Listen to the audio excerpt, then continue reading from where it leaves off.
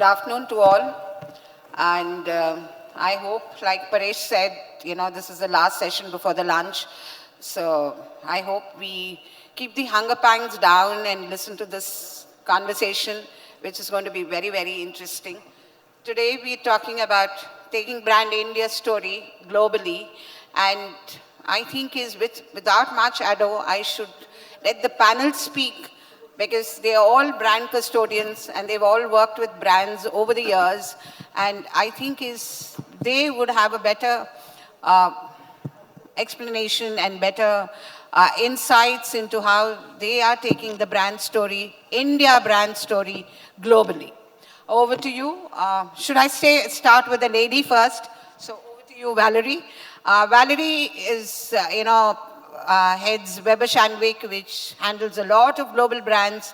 So let's hear how is she taking the India brand story globally.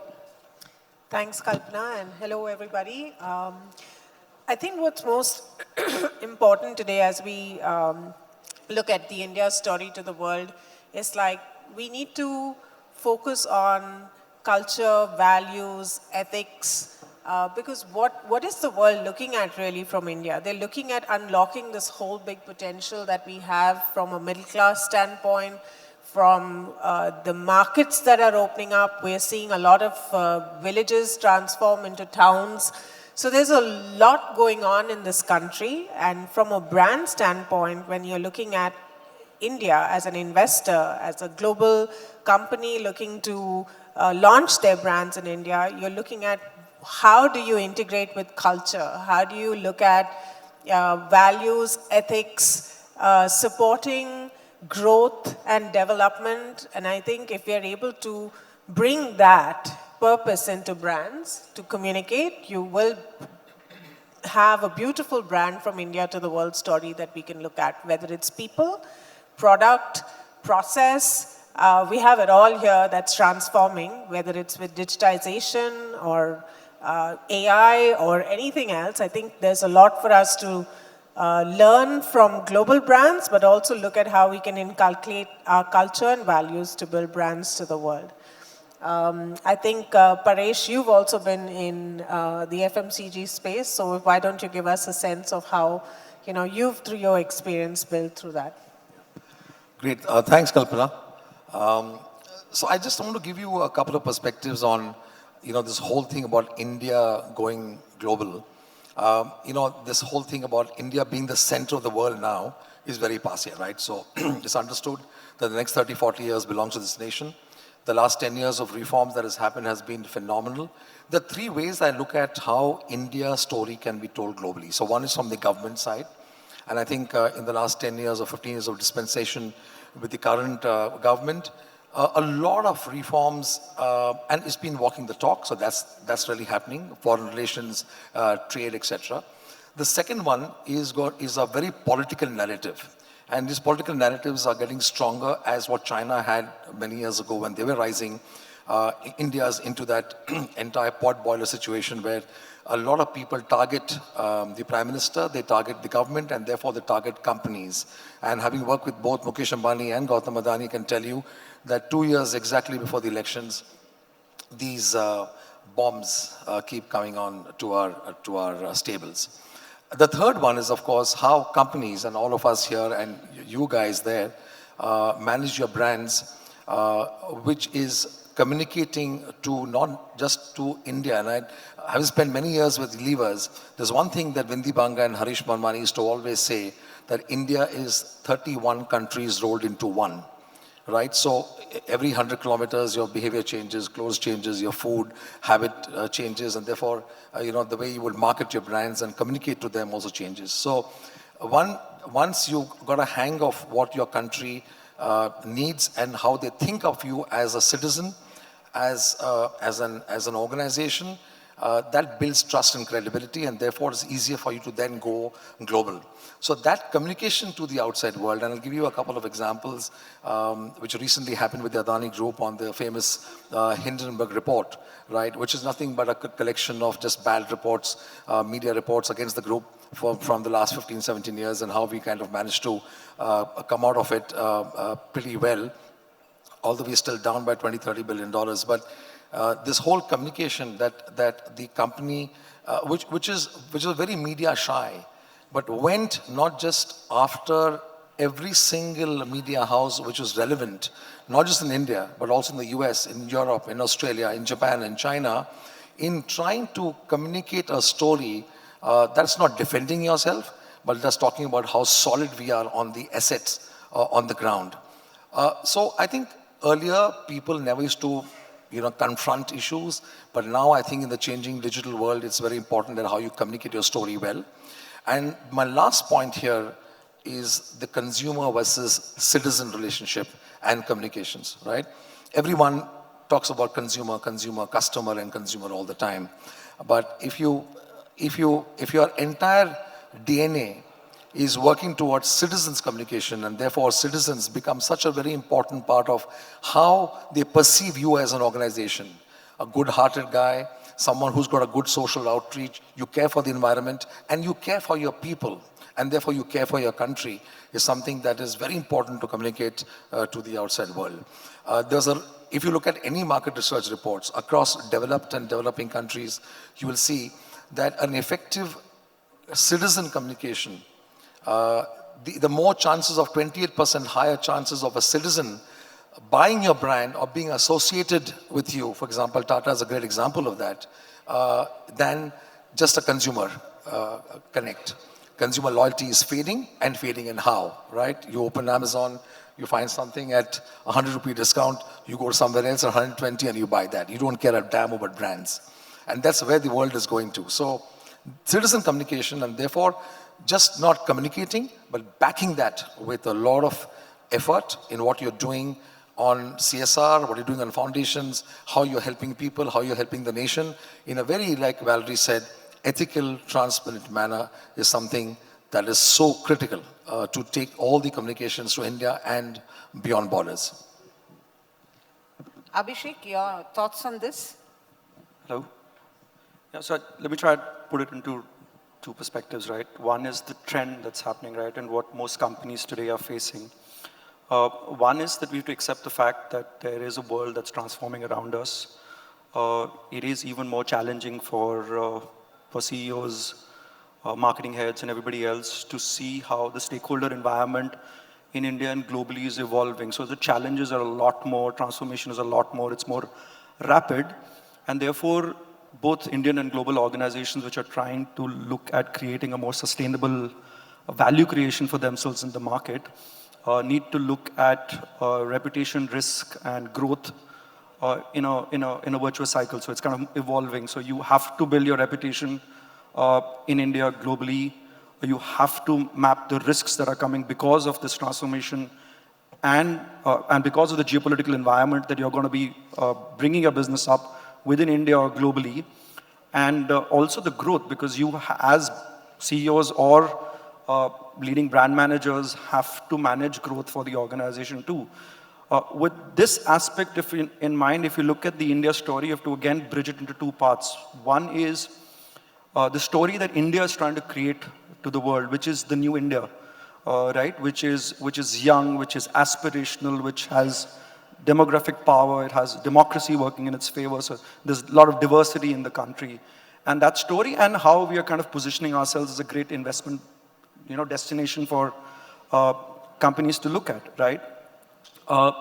And the other part is the India story, which is going out, right? Which is pretty strong in itself. If you look at that, there are two parts parallels. You look at the story that we've created around the narrative that we are trying to build around the global south, right? And patterns that we are going to build around financial digitization. The 10 billion UPI story, which is a story that can be built for the entire ecosystem of people sitting here to partner on and say how we can take that business globally and then build brand narratives accordingly. Similarly, on the healthcare side, our win through COVID with 2 billion inoculation drives that we ran, which again is a story that's going to the world. The third part is the climate change story. You look at the brands that are getting aspirational today. So I think there are two parallels that are running, which is investments coming into India through the New India narrative, and again the New India narrative which is going to the world for companies to go, you're not only expanding, a lot of startups, a lot of young companies not only expanding in India, but they're also looking at their second markets as the Middle East or the Asia Pacific, or even looking at US and UK as markets. So I think in that, if you map your risk, reputation, and growth, I think those are going to be key trends which are going to be very important for people who are looking at communication from a brand perspective or various facets of advertising, PR, or how you want to look at it. Shetanshu, you had communications for a global brand, which is an alcohol beverage brand. How do you go about doing your communication, which is not only taking the brand story India globally, but also like, the global story to India?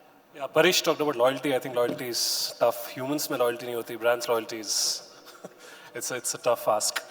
No, but on a serious note, I think it's communication with purpose. And gone are the days when, from an advertising perspective as well, we used to think that, can we actually hit the Cannes? And look at the way India is striking gold at Cannes. Last couple of years are great examples. And today, brands are driving communication with purpose, trust, credibility, authenticity. These are just not words talked in the boardrooms. I think brands today are taking a stand. They are building purpose. They are working on continuity.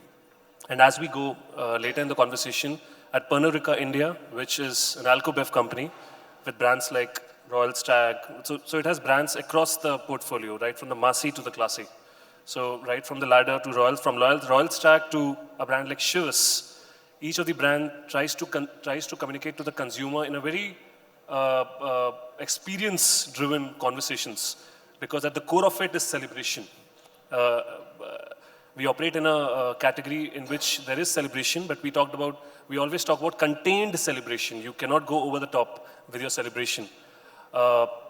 And one of the industry initiatives which we took as a stand, and Kalpana wanted to highlight how have we taken a stand globally. Pernod India became the first brand in this industry to remove permanent mono cartons across its portfolio. Now, what is a permanent mono carton? When you go and buy a brand at an outlet, they give you in a permanent dabba, mono carton. We actually removed this because we realized that this permanent mono cartons is driving environmental hazards. And we realized that if we can remove it permanently from our portfolio, it's a big challenge. You have to do it in a phased out manner. So it's a 2-year project which started a year back. And we are proud to say it's a team effort at the end of the day, but in June 2023, we actually removed 600 million permanent mono cartons across our portfolio, leading to 2.5 lakh trees which were cut. You are trying to kind of get the impact to ensure that environment is kind of being safe. What did it result into? We became the first country at Pernod India to do it. Pernod globally took a stand. Our competition also took a stand. So the industry kind of joined us in this initiative. So key takeaway, if you take a stand, you better take a stand with purpose. Don't just do it from a gimmicky marketing perspective, because today consumers, as Paresh talked about, is really smart. He or she knows that you're doing it with a purpose, or you're kind of just doing it for a namesake. So, but to highlight, there are a lot of challenges, there are a lot of regulations, and we as a company, again as an industry, we ensure that whatever we communicate, we do it with trust, credibility, authenticity. But again, purpose is really critical for us. Sustainability is really critical for us. Environmental is really critical for us when we kind of operate in this category. Saugata, coming to you, how as Tata Communications, how is the brand India story for you, and how is it taking it globally? So I think, Tata Communications as an organization is probably one of the best examples, right, for this particular discussion. Just to take a few steps back, right, and some of us may know, but Tata Communications actually is an outcome of the stake that the Tata Group took in VSNL, way back in 2002, right? And from a stake in a government entity to forming an international organization which today caters to more than 120 markets globally, I think we are a great example of how to take a concept, a thought, a capability, which arises in India and take it global, right? I think Shetanshu spoke about these three traits, which, I think it was trust, credibility, and authenticity, right? See, if we take a step back, as a country, as India, we have a unique advantage. If you look at it historically and over the ages, what we have propagated to the world, to the larger world, right, in one way or the other, is what the West is today following. Be it what our Rishi Munis and sages used to write in their, doctrines, in their books, right? Be it the concept of yoga, for example, right, which today is becoming a global phenomenon. The reason I'm saying this is that historically, India, with a rich culture and heritage, is uniquely poised with these traits of trust, credibility, and authenticity, which has been taken into the market, which has been taken globally, and it has actually given us a lot of credibility and traction. What we need to now consistently do and smartly do with all of our global exposures now is to position or continue to position ourselves, right, even more strongly, building upon these traits. Another huge advantage that we have today is the level and the quality of talent that we have, right? Till about 10, 15 years back, at least when I was in college, I was told that, if you are not going abroad, if you're not in the US in your early 20s, if you're not in the UK in your early 20s, you won't be able to do much with life. That has changed today. So the point I'm making is that the way India has repositioned itself due to various factors puts us in a very interesting and in a position of power to actually take what we have, not only build our own brands globally, but also to build global brands which are emanating from outside of this country and bring them to India. So I think it's a very beautiful cross-pollination that we are currently doing and can continue to do. And like I said, Tata Communication is a great example. More than 35% of our workforce resides outside of this country, right?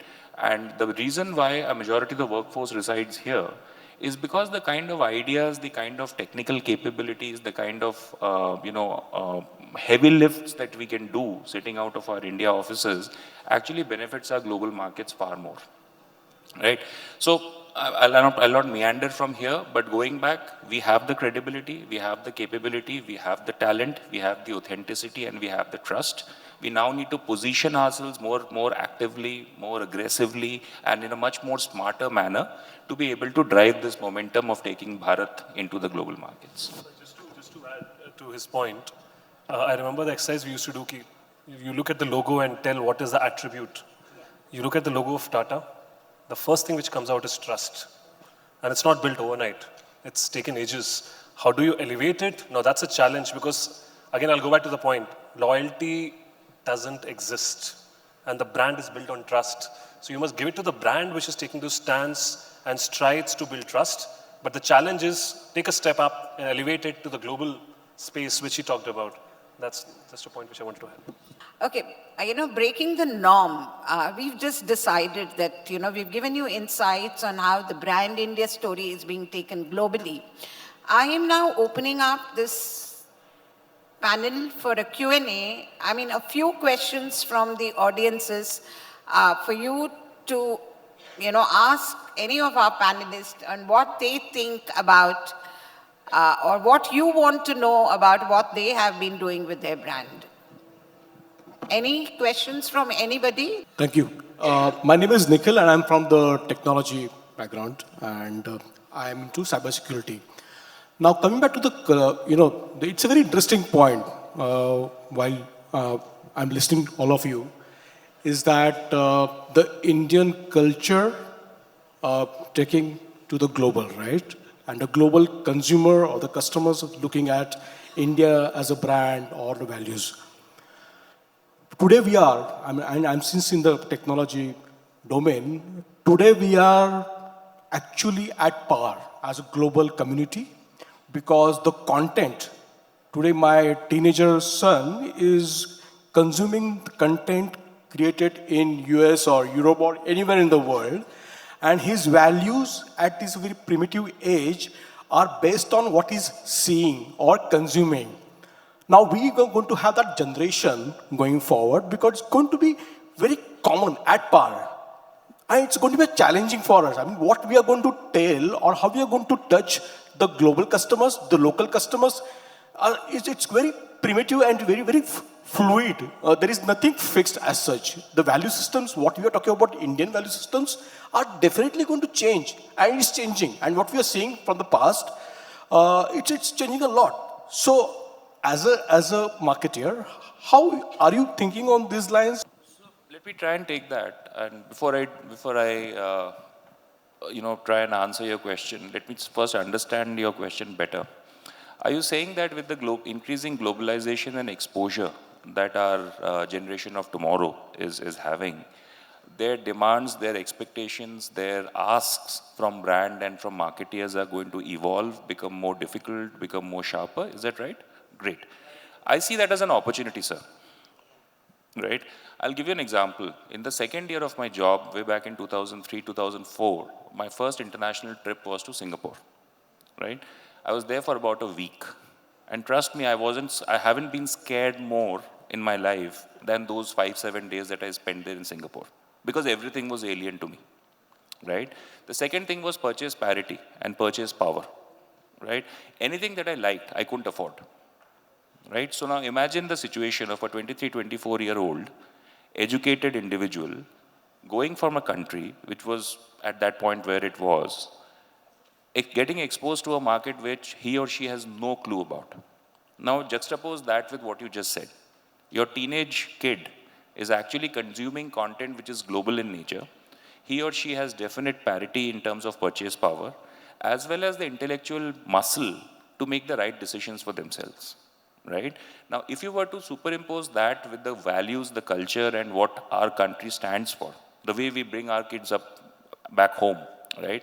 You think, isn't it a very fertile playground for them to not only get unshackled from the way, life used to be lived and planned 20 years back, to opening up a new vista of horizons where they can go out and the world becomes a level playing field? Right? So I think as I would say, first as parents and then as marketeers, it's our job to keep being honest with them, keep being open with them, keep being transparent with them, and let life take its own course. That would be my 2 cents to that. Let me just give you an example, right, of what we live in, right? The cultural diversity, right? The young Gen Zs get up in the morning, use an Apple phone, which is not from India, use an Uber to go to office. They could be working in an Indian company, and possibly in the next few days are going to culturally celebrate Diwali. And that's the India we live in. So I think we have to, that's the diversity that we have to respect. And that's the exposure that Indian audiences are getting, and I think that's great. Right? There was a lot of conversation around, so I think the overall game of things that are changing is that a lot of the lens that we look at the world right now is moving away from mission and vision to more value-based system of organizations. And therefore purpose is getting center. So purpose comes at the center, and then you start looking at aspects of what you want to build your organization around, which is where trust, transparency, and things like that come in. But that purpose is universal. So when you're trying to build an organizational purpose, that has to be for India and maybe in the future for the world. Right? And through that lens, global audiences need to look at you, because then you will change your nuances. Because if you look at it, the geopolitical environment is changing, but the laws of different countries are different. You're not going to say, oh, my Indian laws are going to be applicable for me in US, and therefore I will live through the same lens. You have to respect each country to its own, but the purpose for which what you stand and the facets of your brand of trust, transparency, credibility, and everything else that comes in will kind of take you through to India and to the world or wherever you kind of look at it. Organizations today are more global in nature. We are thinking more global. And those opportunities are today available for us to do that. Yeah, also just to add, gone are the days when you used to have an annual operating plan fixated. You can't have marketing being fixed. It's more fluid. There are people who are doing the jobs, profiles being created. I was surprised, one of the organizations, the top organizations, has almost 15 creative strategists. That kind of a nomenclature never existed, I'm presuming, when we were doing. I would love to be a creative strategist, but it never existed, right? So there's a right brain, left brain, data-oriented, tech-oriented, first-party, second-party, third-party data. So specialists being hired for roles. Having said that, it's challenging yet exciting. So It's not fixated. It's fluid marketing in a way. It's more agile, more adaptive, more contextual, more local, more global. And that's the fun of it, frankly. And it keeps us on our toes because the young one is on gaming. Frankly, I don't care about gaming in a way because I used to, but kind of graduated up. But look at the way they are on gaming, the time spent on gaming in terms of hours. Look at the way marketing is reached out to those gamers today. I think marketing in the gaming space increased by 2.6x in the last couple of years, which talks strongly that marketers also are taking that stand up if there's a relevant TG, connection, brand connect, brand integrations. So those are the spaces, but it's challenging, frankly, because it's too fluid, too fast, and too quick, in a way, for us to also be on toes to what is happening around. But it also doesn't take away from the need for marketers to be a little bit more responsible in the way they're communicating. Like there are some brands who also bring in diversity in the way they communicate, whether it's, Ariel, for example, on Share the Load, and keeping culture, values, but also being more progressive in communication. So with all of this happening, it's very easy for brands to go in there and capitalize on the shift, the trend, but also within all of this, therefore, comes values and purpose and what you want to build for the environment or the community around you and how you want that culture to carry forward. And that consciousness is extremely important for marketers to always have at the back of their mind when they're building a brand or building out communication. Recently, we saw a sudden controversy with the Flipkart and a celebrity as to the values that you actually bring out. So you have to be, as a marketer, very conscious about how you are leveraging the environment around to build your brand with a more value-based system. So I think many responses to one question because I think it's also applicable to the audience here. Just to, Nikhil, give an example, very quick example of Unilever. This is 2002, 2003 when I joined Hindustan Lever here. And we got into this one Unilever program, right? And this was about, when you spoke about positioning and said about how, I think even Abhishek spoke about, it's not just an India story because the global citizens are one now, right? It's a very small world. And those days digital was not there, really. So if you look at the tagline, I was very lucky to be a part of that whole campaign, which said, doing good is doing well, was the campaign for one Unilever.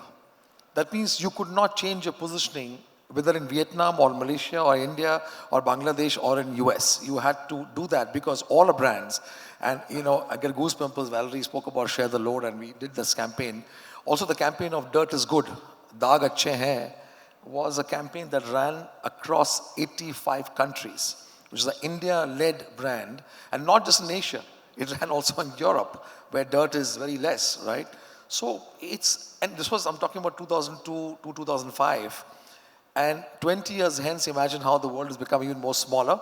So one digital trigger in the US can impact the whole world, and how the Asian guys can also impact the entire world in bringing consumers together, the thinking together, which is based on a brand purpose. Yeah. Any more questions or we continue with the panel? Anybody has a question? I think our questions are there, yeah. Good afternoon to everyone. I'm Pernod Shah. I'm former chairman of the Institute of Company Secretary of India and also presently the vice president of Bombay Management Association. So there is a small question for panelists. So, do you think that ease of doing business is affecting India in the global market? Okay, I think I'll take that very quickly. If you see the latest narrative by the government of India on all these rankings, they're actually contesting it.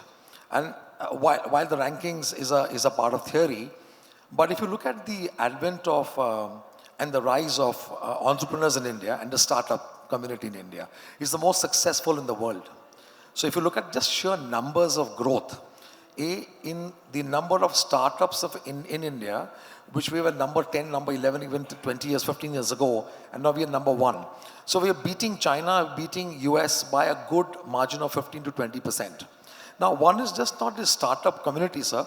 It's also about the success of startups, right? Because you can have 100 startups, but you can only have 4 who are successful, and in the next 5 years becoming a unicorn, which is, a $1 billion company. But if you look at the India numbers in the last 2 years, these numbers are as healthy as 20, 22%. which is outperforming the US and China, which is a startup community pot boiler, right? So there's a lot of reforms happening in this country. There's a lot of stuff that the government is doing. People and the industry, CII, Vicky, which I think Val and me both have been part of, we've been fighting this with the government, and the government is taking cognizance of it. So slowly we see that India is rapidly going towards a situation where even an entrepreneur who comes from a middle-class family with nothing in his hand, and he collects money from his friends, say, boss, give me 2 lakhs, 3 lakhs, 5 lakhs, and he collects 20, 25 lakhs, he can actually also start a business based on a great idea. And that fearlessness is now being instilled in the Indian community. We were always very fearless class, by the way. Therefore, Indians are everywhere in the world and more successful. But in India, to do business was always a challenge. So there are challenges, but I think these numbers are increasing. The brand story we're taking globally, but I want to ask you all as brand custodians, how you, like Paresh said, we have 33 countries which makes India. Every 500, there's a new India happening. How is brand custodians, when you talk about brand positioning in India, how you go about doing that communication is the same across the country, and how then does it get changed when you take that positioning globally? No, I think for us at Pernod Ricard, because it's a global firm, there's a common communication, as even Paresh highlighted. We are calling ourselves as creators of conviviality. Conviviality is when people come together, that's when true magic happens. And this creator of conviviality is cutting across. So it's just not a tagline. We firmly believe in conviviality or celebration. Of course, this is getting translated into regional communication lines across the globe, but this is a constant hook. So for example, Pernod Ricard Paris will have creators de convivialite, which is in that particular language. For us, it will be creators of conviviality. So it will cut across. There are communication for brands specifically. If you look at, they are going regional. For example, AI-based communications slightly happening at the regional level. We are doing communications at market-specific level as well. South India-specific communications happening. But again, I think it's not slightly innovative. I think that is something which most of the brands are doing in a way. We all spoke about this one world concept, right? It's becoming more and more important for us as marketers or brand custodians to find those one world stories no matter where you are in India, whether it's a small village or whether it's a town. It's their contribution to that one world story. And there are so many such stories that you can find, whether it's a spirit of accomplishment, whether it's the spirit of resilience, whether it's a spirit of laughter, humor, etc. It's all becoming one unified world. So in that context, while you may have to use hyper-localization or customization to the way you want to build that one brand, it's also important to find how unified your audience is no matter where, or your customers, no matter where in the world they are. So like Paresh mentioned, Daag Achhe Hain, or whether it was Share the Load, or many such campaigns, you find these unified stories no matter where you are in the world. So it's all about the challenge for marketers like us to find that unified cause to bind a community or sink into culture to bring customers. Just for example, Imperial Blue, men will be men. It's a story which is WhatsApped most in India. What a campaign, yeah. It's an iconic campaign for 24 years now. But Men Will Be Men is iconic in a way, right? There are stories you have brought out which only men will be men, right? So, and frankly, there are a lot of user-generated memes created. So I was looking at the World Cup recently when India lost, and there was iconic Men Will Be Men stories put out from dressing rooms, right? When people created those stories. So if the power is in the story, which is being highlighted, the consumer also wants to be participative in that stories. Just trying to make a point that, just to kind of break that into two parts, right? The first is that when your brand, we kept on saying, we've been saying trust, but what does trust stand for a brand, right? So one is storytelling, which should be diversified or should be customized to what the cultural references or how you're trying to correlate to a certain market, which you can then extrapolate to a global market. but you have to stand for what, say, trust as a brand. Trust cannot just be a word. So when you're saying great service, or you're saying when you interact with a brand, this is what I stand for, that has to be universal. And then you could be 33 markets, or you could be the continents across the world. Then you need to customize it to the market needs and the requirements of each market and the language you speak of that market. But what you stand for has to be more universal, and that is why a consumer or a buyer will buy your product, because that has to be at the center of the conversation that you make. So, Kalpana, on the brand custodianship, I'll just take 2 minutes because it's important to give an example here. And I think the example, my last job was Adani as a chief brand custodian of the group. So when I joined the Adani group, and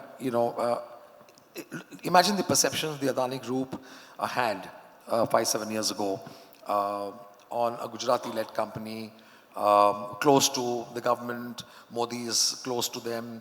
They're rising because of all these stuff. I'm being very candid about it in an open forum, because I'm very proud of what I've seen the last 4 or 5 years with the group and being head of the brand.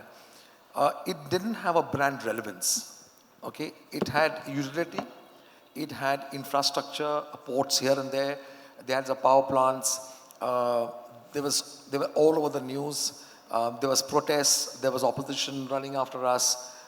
There was acquisition of so many stuff with the government, etc. Now, in that scenario, I think what changed was that whole positioning that we created was growth is goodness. That if you go to the airport today, any of our airports, you'll see that this is goodness to heaven, or goodness to a gateway to goodness, right?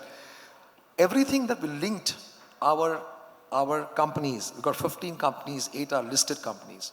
So you look at port, you look at power, look at airports, look at data centers now coming through. You look at Adani Green, which is moving the entire India's narrative from a fossil-based, coal-based to renewable solar power, etc. You look at the Adani transmission, distribution of our powers, etc., and how we're using now renewable energy. The idea was to not just give a global a positioning statement, but also act on it, right? So how our ports are now the most efficient ports in the world is better than Rotterdam, is better than Shanghai. How we create employment, how we give respect and dignity to people and to the community around us. All this stuff has been weaved in within the Adani Foundation into the business ethics. And then we say about the positioning. So positioning cannot be just a creative agency will come and say, "Mujhe yaar kuch acha banna hai. I want to, the people should love me." It's not going to happen. Love and respect doesn't come overnight. It comes over 150 years, like we've seen with the Tata Group. So brand custodianship is really a 360 degree of what you say, what you speak, but how you act at the background with your heart. I think that is very important. Thank you. I think this conversation can just go on and on. Yes. And there's so much to talk about. Thank you, guys. Thank you for coming and giving us insights.